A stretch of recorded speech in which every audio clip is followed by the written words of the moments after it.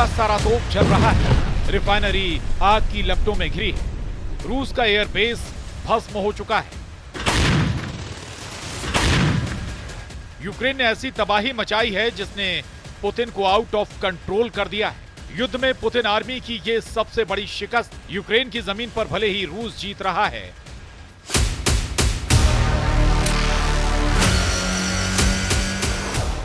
लेकिन खुद के इलाके में हो रहे हमलों ने रूस की सेना का गुरूर तोड़ डाला। सारातोप हमले की जो जानकारी अब तक यूक्रेन ने साझा की है, उसने क्रेमलिन में कोहराम मचा दिया है।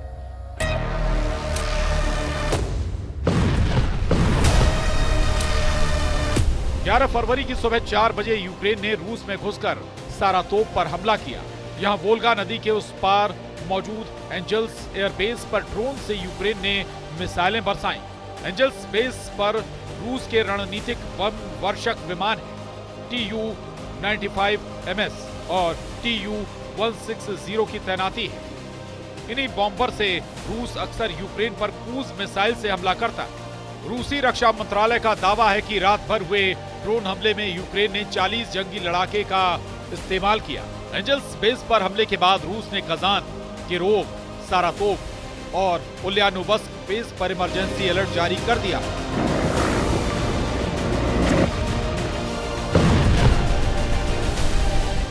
युद्ध खत्म करने की ट्रंप की कोशिशों के बीच यूक्रेन के विनाशकारी हमले ने जंग को भड़का दिया है। ये पहली बार नहीं है जब यूक्रेन के ड्रोन ने रूस के बेस को तबाह किया है। बीते महीने जेलेंस्की की ड्रोन आर्मी ने क्रिस्टल ऑयल डिपो को दहलाया था। मिसाइल स्ट्राइक से रूस के ऑयल डिपो में भीषण आग लगी, जिसे बुझाने में 5 दिन से ज्यादा का वक्त लगा था। क्रिस्टल डिपो जल जाने की वजह से रूस के बम वर्षकों को ईंधन की सप्लाई पूरी तरह ठप हो गई थी। वहीं अब तक सारातोप अटैक में हुए नुकसान की जानकारी रूस ने नहीं दी है। उधर प्रेसिडेंट जेलेंस्की ने ऐलान किया है कि ट्रंप को वो युद्ध जीतने का प्लान समझाएंगे।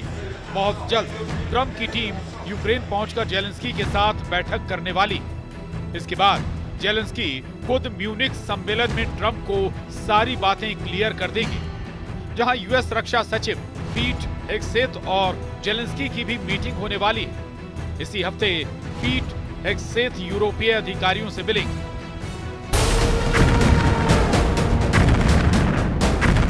जेलेंस्की फिलहाल ट्रंप और पुतिन की फोन पर हुई बातचीत को ज्यादा भाव नहीं दे रहे हैं। जब से ट्रंप ने उनसे बात करने की हामी भरी है, जेलेंस्की का जोश हाई। ट्रंप ने अपने सबसे भरोसेमंद जनरल कीथ केलॉग को यूक्रेन भेजने का ऐलान कर दिया है।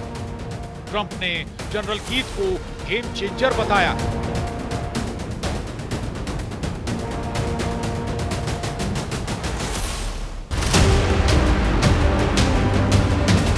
ट्रंप अपने कदम पीछे नहीं खींच रहे। रूस यूक्रेन में पीस डील को लेकर ट्रंप का कॉन्फिडेंस अब भी बरकरार है। वहीं क्रेमलिन ट्रंप की किसी भी बात को गंभीरता से लेता नहीं दिखा है। ट्रंप के बनाए माहौल के बीच रूस ने दावा किया है कि अमेरिका रूस के रिश्ते सबसे खराब दौर में है। इनके बचे रहने की कोई गारंटी नहीं। एनबीसी न्यूज के मुताबिक रूस के उप विदेश मंत्री सर्गेई ryabkov ने कहा है कि अमेरिका के साथ संबंध टूटने के कगार पर है। सर्गेई ryabkov ने ट्रंप पुतिन की फोन पर हुई बातचीत की पुष्टि तक नहीं की।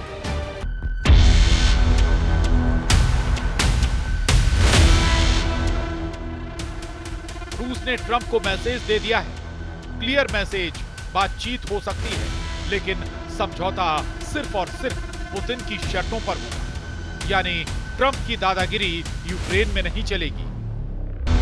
जिस युद्ध को पुतिन ने शुरू किया है, खत्म भी वही करेंगे। खत्म करने का स्टाइल भी पुतिन का होगा। 3 साल से चले आ रहे युद्ध में ट्रंप को सरपंच मानने से पुतिन ने साफ मना कर दिया। रूस यूक्रेन के कई हिस्सों को अपने देश में शामिल करने की शर्त पूरी करवाना चाहता है। पुतिन का प्लान है कि जेलेंस्की की ज्यादा से ज्यादा जमीन पर रूस का कब्जा हो जाए। ट्रंप ने भी इस बात का सिग्नल एक इंटरव्यू में दिया है, जिसमें ट्रंप ने बताया है कि किसी भी दिन पूरा यूक्रेन रूस का हिस्सा हो सकता है। क्रेमलिन प्रवक्ता दिमित्री पेस्कोव ने भी ऐसी ही भविष्यवाणी कर रखी है।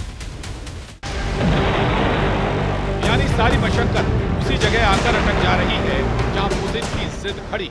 प्रेसिडेंट पुतिन को यूक्रेन में जेलेंस्की का रास नहीं आता। यूक्रेन में रूस समर्थकों को साधकर वो ज्यादा से ज्यादा जमीन पर रूसी साम्राज्य खड़ा करने का मिशन रोकने नहीं जा रहे हैं। प्रेसिडेंट ट्रंप ने जेलेंस्की को अगर ट्रंप की सभी शर्तें मानने पर मजबूर किया तो ये युद्ध पहले से कहीं ज्यादा विस्फोटक हो सकता है। अमेरिका भले ही यूक्रेन का साथ छोड़ दे, लेकिन यूरोप के ज्यादातर देश रूस के खतरे से बचने के लिए जेलेंस्की के साथ हैं।